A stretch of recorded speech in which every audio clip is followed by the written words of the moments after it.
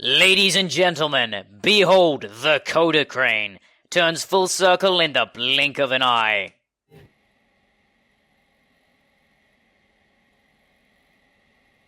Is it done yet? It's just, I'm still mid-blink, so I can't really tell. Is it done? Anyone? Can I open my eyes? No, it's not done. Okay.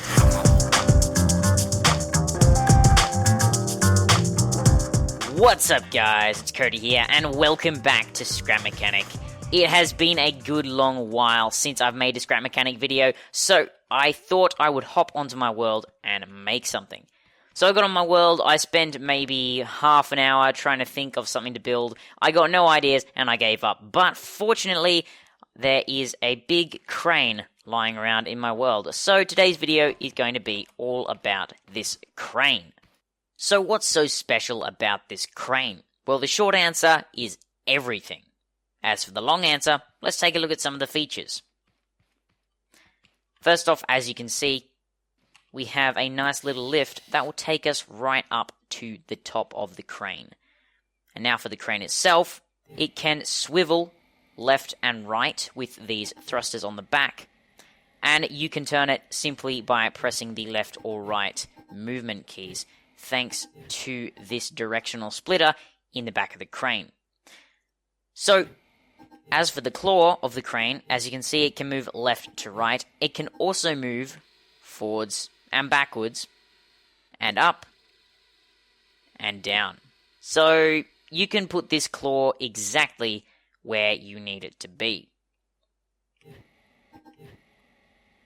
Which I'm going to put forwards. And let's take the claw right up there. Oh, and of course you can close and open the claw. Wouldn't be much of a crane if you couldn't close the claw. That would be just silly. And let's head back down. But the final and possibly most important thing about this crane is that it's portable. That's right, I have created a portable crane in Scrap Mechanic. But how does it work? How is it portable? Let's pop it on the lift and take a look.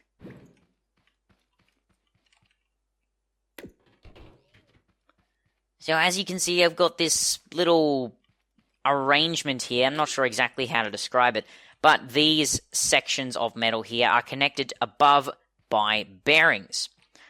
So I've got these sort of O shapes when they are activated by the switch. Let me just drop it right here, and I'll show you if the crane doesn't fall over. Oh, thank goodness. So if I activate this switch, everything comes into place.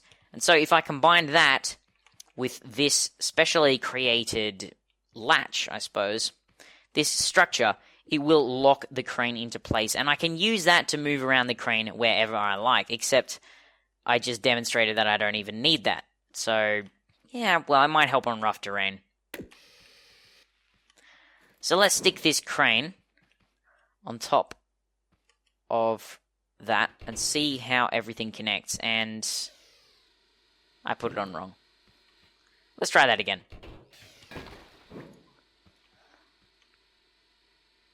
Can I get it right? I did, I got it right. Alright, we'll drop the lift. And everything is nearly in place. And that's making a lot of noise. So we just activate this switch. And the pieces rotate in, locking them in place. And because of the way these locks are pointing, there is absolutely no way for the crane to break out of them. As you can see, I can wobble it around as much as I like, which is actually quite a lot, and the crane won't break free of these locks. Although with the Scrap Mechanic physics, you really can't guarantee anything, so hopefully that doesn't break your world too much. The building process for this was actually quite simple, although time-consuming because how big it is. You simply build your main pillar up here, not forgetting to stick some latches on the bottom, at least if you want to make it portable, or even some wheels. That might be an interesting idea. Then you stick a bearing on top of your main pillar, build your top section here. Sorry, I don't know what it's called. Haven't really done much research on cranes. Then you stick a directional splitter and some thrusters on the back, hook those up to each other and the driver's seat to give you that left to right swiveling motion. These bits up here are simply sections of construction block connected to counter-rotating bearings, which are in turn connected to the driver's seat for the forwards and backwards movement. Then here you've got more counter-rotating bearings connected up to a switch for the up and down. And of course for the claw open and close you've got more bearings connected to yet another switch. I was thinking it might be interesting to see a different style of moving this thing back and forth, which was operated by wheels on a track rather than these bits here, although you would admittedly still need these to connect the main section to the wheels going along the track. Unless you wanted to use the remote control bug, but that would just require so much work whenever you wanted to move the crane. Two last things before I go. Firstly, if you have created your own crane in Scrap Mechanic, feel free to send me pictures or a world download, because I haven't really seen many cranes in Scrap Mechanic, and I'm really curious to see what they look like and how they work. Secondly, don't forget to check out today's featured YouTuber, Energixer. He does command creations just like me, and his commands are awesome, his thumbnails are incredible, and his videos are just fantastic. So definitely go check him out. Some of his work includes a module that adds penguins into your game, or damage indicators and soul-bound items. Got some really interesting stuff going on there, so definitely go over, check out his channel, and tell him how awesome he is.